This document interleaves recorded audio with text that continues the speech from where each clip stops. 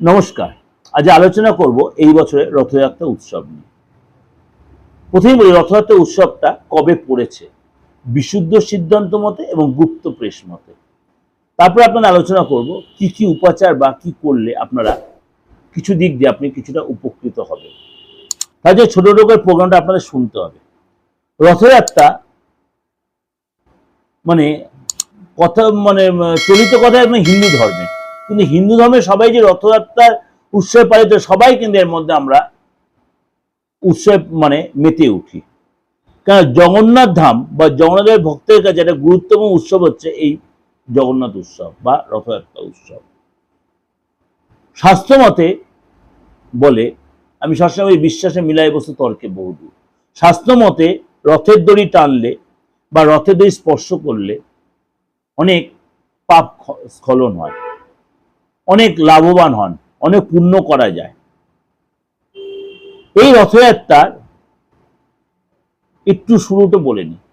স্নানযাত্রার পর পক্ষকাল অনসরকালে রাজবৈদ্য চিকিৎসা এবং সেবা শুশ্রূষা সুস্থ হয়ে ওঠেন জগন্নাথ দেব। অর্থাৎ আমাদের স্নান হয়েছিল জগন্নাথ দেবের, জগন্নাথ বলরাম সুভদ্রা, তারপরে জ্বর হয়েছিল, অসুস্থ হয়েছিল, এবার রাজবৈদ্যের চিকিৎসা সেবা শুশ্রূষার ফলে জগন্নাথ দেব সুস্থ হয়ে ওঠেন। এবং এই সময় কিন্তু মাসির বাড়িতে বেড়াতে যান মহাপ্রভু। এটা একটা উৎসব পালন হয়। স্নানযাত্রা স্নানের পর শারীরিক অসুস্থতার কারণে প্রভু যে অনসরকালে কাটান, সেই সঙ্গে দরজা বন্ধ থাকে। এরপরে অসুস্থ থেকে সুস্থ হওয়ার পরে রাজবৈদ্য সুস্থ সেবা শুশ্রূষার পরে সুস্থ হওয়ার পরে মাসির বাড়িতে বেড়াতে যান। সেটাই হচ্ছে আমাদের রথযাত্রা, সোজা রথ।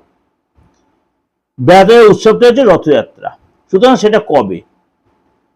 রথযাত্রার উৎসব হচ্ছে আপনাদের বিশুদ্ধ সিদ্ধান্ত মতে আগামী 31শে আষাঢ় 16ই জুলাই বৃহস্পতিবার। আগামী 31শে আষাঢ় 16ই জুলাই বৃহস্পতিবার রথযাত্রা। বিশুদ্ধ সিদ্ধান্ত অমৃতযোগ কখন? দুপুর 3:42 পর্যন্ত। দুপুর 3:42 থেকে সন্ধ্যে 7:03 পর্যন্ত, আবার 9:12 পর্যন্ত, পুনরায় রাত্রি 12:05 থেকে 2:13 পর্যন্ত, এবং এদিকে 3:40 পর্যন্ত থেকে উদয় বিদয়, অর্থাৎ সূর্য উদয় পর্যন্ত, অর্থাৎ যথেষ্ট সময়। আমি আপনাদের এক ডিটেলে বলে দিই, দুপুর 3:42 পর থেকে কিন্তু হেভি সময়। আপনি যদি এত সময় মনে না রাখতে পারেন, অমৃত জগতে দুপুর 3:42 পর থেকে কিন্তু অমৃত যোগ পড়ে যাচ্ছে। দুপুর 3:42 থেকে আপনার অমৃত যোগ পড়েছে অস্ত পর্যন্ত, সূর্যাস্ত পর্যন্ত।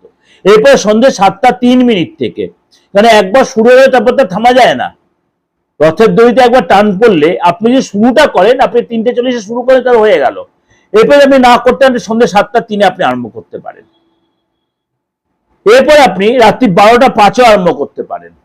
অর্থাৎ শুরুটা হচ্ছে 3:42, সন্ধ্যে 7:03, এবং 7:03 থেকে 9:12 পর্যন্ত যথেষ্ট ভালো সময়। তারপর হচ্ছে 12:05 থেকে 2:13 পর্যন্ত। এরপর হচ্ছে 3:40 থেকে একদম সূর্য উদয় পর্যন্ত, একদম সুপার সময়। এটা আপনি অবশ্যই এই সময় আপনি রথের দড়ি টানতে, রথ উৎসব, রথযাত্রা আপনি পালন করতে পারেন। মাহেন্দ্রযোগ কখন? ভোর 5:58 মধ্যে। ভোর 5:58 মধ্যে, সকাল 9:31 থেকে 16 পর্যন্ত, 1:16 পর্যন্ত। সকাল 9:31 থেকে 1:16 পর্যন্ত হচ্ছে আপনার মাহেন্দ্রযোগ। তো এই সময়ের মধ্যে আপনি যদি এই রথ উৎসব পালন করতে পারেন, আপনার কিন্তু অনেক ইচ্ছা, অনেক অপূর্ণ বলে তোমার সমস্ত বাধা বিঘ্ন কেটে যাবে যদি তুমি পুরীর স্বর্গদ্বার একবার দর্শন করে আসো। প্রভু জগন্নাথ দেবকে একবার দর্শন করে আসো, তার কাছে মনের ইচ্ছা জানিয়ে আসো। তোমার কিন্তু ইচ্ছা পূরণ হবে, মনের আশা পূরণ হবে। সুতরাং আপনিও এই দিনটাকে কাজে লাগান। এই দিনটা আপনিও কাজে লাগান, যথেষ্ট আপনার উপকারে লাগবে। আমি সবসময় বলি, বিশ্বাসে মিলাই বস্তু তর্কে বহুদূর। সবাই যে আমরা এদিন পুরী যেতে পারো তা নয়। অনেক এদিন দীঘাও যাবেন। দীঘা তো জগন্নাথ দেবের বিশাল মন্দির তৈরি হয়েছে, সেখানে অনেকে যাবেন, অনেকে দড়ি টানবেন, সেখানেও বিরাট উৎসাহ হবে। এই দিন কিছু উপাচার আপনি করতে পারেন, কিছু করুন আর নাই করুন, রথের দড়িটা অবশ্যই টানবেন এবং রথের যে রশিটা রয়েছে তাতে একটু সুতো আপনি ছিঁড়ে নিয়ে বা তুলে নিয়ে এসে সাদা কাপড়ে মুড়ে আপনার নিজের কাছে রেখে দিন, মানি পার্সে, ওয়ালেটে রেখে দিন, যে ব্যক্তি অসুস্থ তার বালিশের মধ্যে রেখে দিন, তার অজ্ঞানে, মানে তাকে না জানিয়ে। বা আপনার বাড়িতে কোনো বাচ্চা প্রচন্ড দুরন্ত, কথা শোনে না, তার অগোচরে তার মানে ব্যাগে রেখে দিন, তার পকেটে রেখে দিন। দারুণ দারুণ কাজ হবে, দারুণ উপকারে লাগবে, করে দেখুন। এদিন আপনি বাচ্চাদের কিছু কিনে দেওয়ার চেষ্টা করুন, নিঃস্বার্থভাবে দেবেন, কোনো স্বার্থ নিয়ে দেবেন। আমি বলছি আপনি দেবেন, যাই দিন আপনার সাধ্যমতো, আপনি মিষ্টি দিন, কি ফল দিন, যে জামা কাপড় বস্ত্র দিতে পারেন খুব ভালো হয়, যে একটা রথ কিনে দিতে পারেন কোনো বাচ্চাকে, বা যার রথ, যে বাচ্চা রথ টানে তাদের রথটা একটু টেনে তাকে সেখানে একটু আপনি কিছু অর্থ দিন। দারুণ দারুণ কাজ হবে, করে দেখুন না। ছোট ছোট উপাচার, এমন কিছু খরচা নয়, এমন কিছু খাটনি নয়, খুঁজে বেড়াতে হবে না কিছু আপনাকে। আর বাড়িতে রথ উৎসব আর জগন্নাথ বলরাম সুভদ্রার পুজো করলে অবশ্যই কলা নকুলদানা অবশ্যই দেবেন। কলা, পেয়ারা, নকুলদানা, কলা, পেয়ারা, নকুলদানা অবশ্যই জগন্নাথ দেবকে, এটা হচ্ছে জগন্নাথ সবচেয়ে প্রিয় খাবার। কলা, পেয়ারা, নকুলদানা অবশ্যই দেবেন। তৃতীয় কি, এই দিন অবশ্যই সকাল স্নান করে নেবেন। স্নানের জলে অবশ্যই যারা একটু নেগেটিভিটিতে ভুগছেন, কমপ্লেক্সে ভুগছেন, স্নানের জলে পারলে একটু কর্পূর আর আপনার সৈন্ধব লবণ, কর্পূর আর সৈন্ধব লবণ জলে ফেলে দিয়ে স্নান করবেন। কর্পূর আর সৈন্ধব লবণ জলে ফেলে দিয়ে অল্প, একদম সামান্য স্নান করবেন, দেখবেন সারাটা দিন আপনি বেশ ফুরফুরা থাকবেন। এদিন একটা মিশ্রণ তৈরি করুন। কিভাবে তৈরি করবেন, কিন্তু দারুচিনি নিন, এটা কোনো পাত্রের মধ্যে বা কোনো পেতল বা কাঁসার পাত্রের মধ্যে, বাটির মধ্যে একটু দারুচিনি নেবেন, গোলাপ জল নেবেন, সাদা চন্দন নেবেন, আর কি নেবেন, কেশর নেবেন, হলুদ নেবেন, ঠিক আছে। এমনি প্লেন জল দিয়ে গোলাপ জল প্লেন জল নিয়ে গোলাপ জল নিয়ে বেশি ভালো হয়। সেটাকে ভালোভাবে পেস্ট বানাবেন, বাড়ির সবার কপালে তিলক দিন এবং আপনি নিজে অনামিকা আঙুলে একদম এখান থেকে তিলক আরম্ভ করুন, একদিন দুই ভুরুর মাঝখানে একদম টোটালি তিলক আরম্ভ করুন, যদি মুছে যায় আবার লাগাবেন। সারা দিন এটা ইউজ করুন এবং যে কোনো কাজে বেয়ানোর এই দিন যে তিলকটা বানিয়ে রাখবেন, প্রত্যেক দিন বেয়ানোর আগে ওই গোলাপ জল দিয়ে বা আপনি ঘি দিয়ে, শুদ্ধ গাওয়া ঘি দিয়ে আপনি তিলকটা কেটে বেরোন, যে কোনো কাজে সাকসেস পাবেন পাবেন পাবেন, কথা দিলাম, প্রমিস। এই রথযাত্রার দিন অবশ্যই খুঁটি পুজো হবে, অনেক শুভ কাজ হবে, তন্ত্র মন্ত্রে অনেক কাজ, আমিও করব, যারা আমাদের কাজ দিয়েছে অনেকেই করবে। আপনিও কিন্তু এই কাজে কিছু উপাচার করতেন। কি করবেন, একটা পরিষ্কার নিখুঁত তেজপাতা নিন, নিখুঁত তেজপাতা নিন, আপনার যেটা মনের ইচ্ছা তার মধ্যে ভালো করে সবুজ বা লাল কালি দিয়ে লিখুন। একটা ইচ্ছা লিখবেন, 50টা ইচ্ছা লিখবেন না, একটা ইচ্ছা। বা দীর্ঘদিন কিছু কাজ আটকে আছে, সে কাজটা আপনি উঠছেন, আপনি অবশ্যই কোন করে রেজাল্ট পাবেন, করুন না।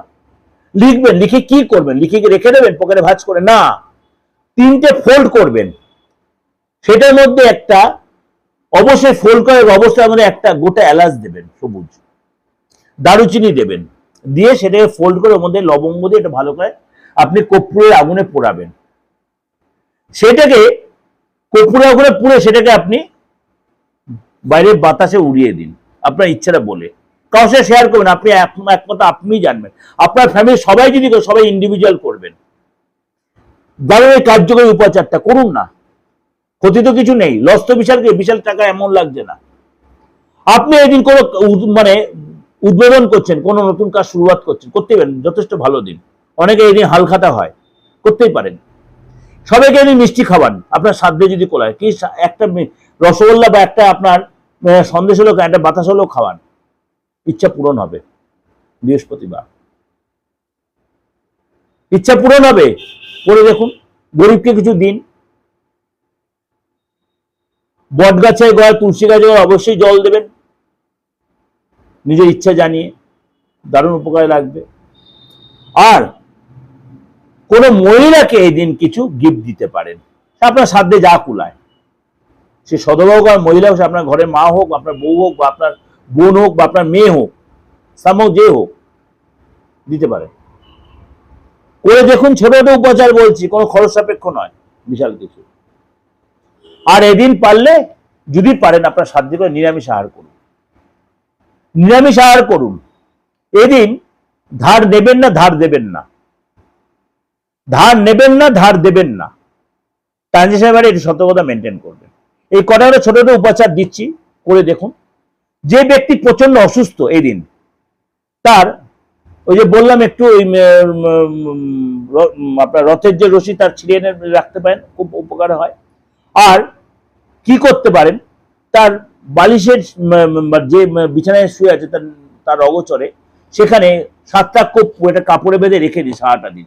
পরের দিন, রথযাত্রা শেষ হওয়ার পরের দিন, আপনি সেটাকে নিয়ে বাইরে এনে পুড়িয়ে দিন। পুড়িয়ে সেটা আপনি জলে নিক্ষেপ করে দিন। আপনি কোন তাকে না জানিয়ে। কোনো কাজ শুরু করছেন এই দিন, এক টুকরো লেবু নিন, একদম পাকা পাতি লেবু নিন। অবশ্যই সেটা এক টুকরো আপনার যেখানে ব্যবসাস্থল সেখানে ফেলে দিন, আপনার একটু দূরে গিয়ে ফেলে দিয়ে আসুন। যখন দোকানটা বন্ধ করবেন, ওই লেবুটা নিয়ে কেউ যদি ফেলে দেয়, ফেলে দিলে আপনি কাউকে না করবেন না। আপনি যদি পড়ে থাকে, আপনার ব্যবসা বন্ধ, প্রতিষ্ঠান বন্ধ হয়ে যাবে, সেটা নিয়ে আপনি অনেকটা দূরে গিয়ে কোথাও ফেলে দিয়ে আসবেন, ফেলে দিয়ে আসবেন। দেখবেন, আশা করি ভগবানের ইচ্ছায়, প্রভুর ইচ্ছায় আপনার ব্যবসা কিন্তু ভালোই চলবে। ছোট ছোট উপাচারগুলো দিলাম, মানে আপনার প্রচন্ড উপকারে লাগবে, কারণ প্রত্যেক কার্যগুলোর উপাচার আমি নিজে করেছি, আপনার তার জন্য অ্যাপ্লাই করেছি, আপনাদের তাই বললাম। করে দেখুন, রেজাল্ট পাবেন। যাই হোক, রথযাত্রা আনন্দের উৎসব। অবশ্যই পাঁপড় খাবেন, জিলাপি খাবেন, প্রত্যেকেই খাবেন আমি জানি, তাও বলছি।